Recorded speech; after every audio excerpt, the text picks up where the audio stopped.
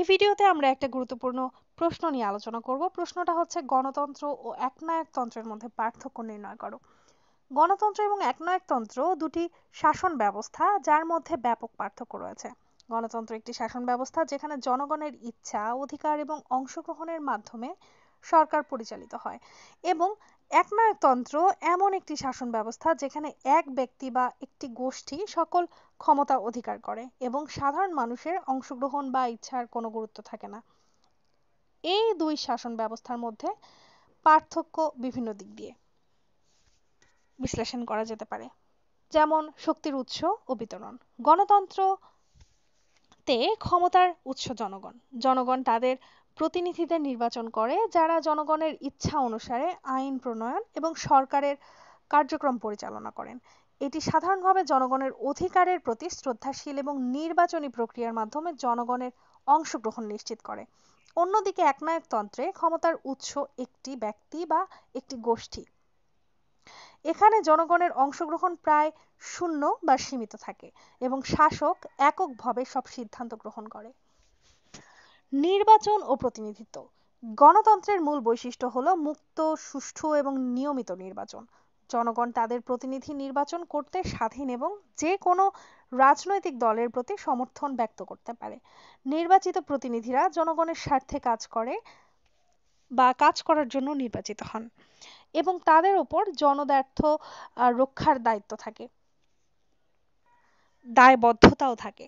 একনায়কতন্ত্রে নির্বাচনের প্রক্রিয়া থাকলেও তা সাধারণ মন গড়া বা মনোযোগহীন হয়, যেখানে জনগণের ইচ্ছার সাথে শাসক বা গোষ্ঠীর ইচ্ছা মেলে না। নির্বাচনের মাধ্যমে জনগণ সিদ্ধান্ত গ্রহণের সুযোগ পায় না এবং শাসক বা গোষ্ঠী একমাত্র ক্ষমতার কেন্দ্রে থাকে।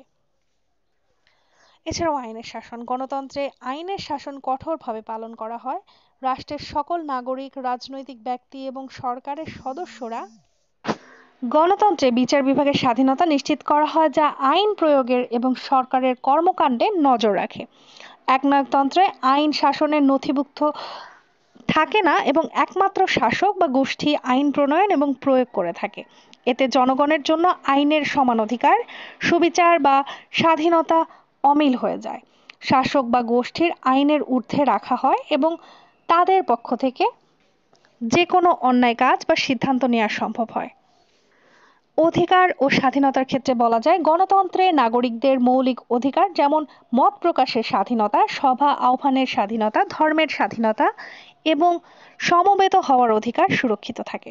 এই অধিকারগুলো জনগণের সুরক্ষা ও রাজনৈতিক অংশগ্রহণের জন্য অপরিহার্য। একনায়কতন্ত্রে এসব মৌলিক অধিকার খর্ব হয়ে যায়। শাসন বা গোষ্ঠী তাদের ক্ষমতা ধরে রাখতে নাগরিকদের অধিকার হরণ করতে পারে এবং জনগণের মত প্রকাশ, ধর্ম পালনের অধিকার বা সমবেত হওয়ার অধিকার কেড়ে নেওয়া হয়। এছাড়াও রাষ্ট্রীয় শাসন ব্যবস্থা। গণতন্ত্রের সরকার শক্তি বিভাজন ও নিয়ন্ত্রণের মাধ্যমে কাজ করে, যেখানে নির্বাহী, আইনসভা এবং বিচার বিভাগের মধ্যে শক্তির বিভাজন রাখা হয়, যাতে এক শাখা অন্য শাখার ওপর অতিরিক্ত প্রভাব বিস্তার না করতে পারে। একনায়কতন্ত্রে এই শক্তির বিভাজন নেই এবং সকল সিদ্ধান্ত এক শাখা বা ব্যক্তির নিয়ন্ত্রণে থাকে। একনায়ক শাসক একভাবে সব সিদ্ধান্ত গ্রহণ করে এবং রাষ্ট্রের সমস্ত ক্ষেত্রের ওপর আধিপত্য বিস্তার করে।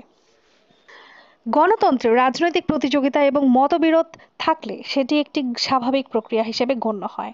বিভিন্ন রাজনৈতিক দল তাদের আদর্শ এবং লক্ষ্য নিয়ে কাজ করে এবং জনগণ তাদের পছন্দ অনুযায়ী দল নির্বাচন করতে পারে।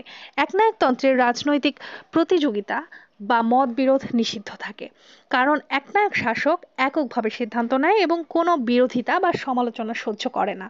রাজনৈতিক দলগুলো সাধারণত অনুপস্থিত থাকে এবং সাধারণ মানুষের কোনো সমালোচনা বা বিরোধিতা প্রকাশ করতে ভয় পায় বা সাধারণ মানুষের সেই অধিকারটা থাকে না।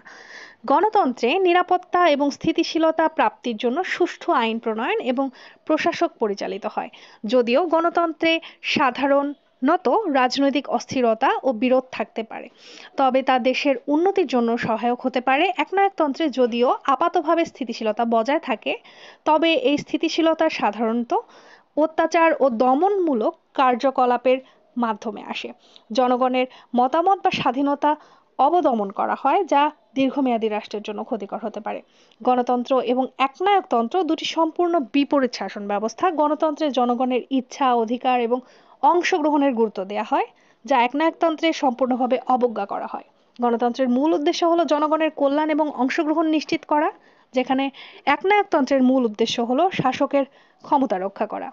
তোমরা যারা অনার্স দ্বিতীয় বর্ষের পরীক্ষার্থী, তারা যদি এই সাবজেক্ট অথবা নন মেজর দুটো সাবজেক্টের ইম্পর্টেন্ট প্রশ্নগুলো বা আমাদের সাজেশন যেগুলো দেওয়া রয়েছে সেখান থেকে যে ইম্পর্টেন্ট কোশ্চেনগুলো রয়েছে সেগুলো যদি পিডিএফ কিনতে চাও, তাহলে ইনবক্সে যোগাযোগ করতে পারো। দুটো নন মেজর সাবজেক্টের পিডিএফ এর মূল্য অনলি 50 টাকা। এখানে তোমরা সকল ধরনের অ্যান্সার পেয়ে যাবে যেগুলো গুরুত্বপূর্ণ। আর এই মূল্যে তোমরা দুটো পিডিএফ পাচ্ছ নন মেজরের। এতক্ষণ সাথে থাকার জন্য ধন্যবাদ।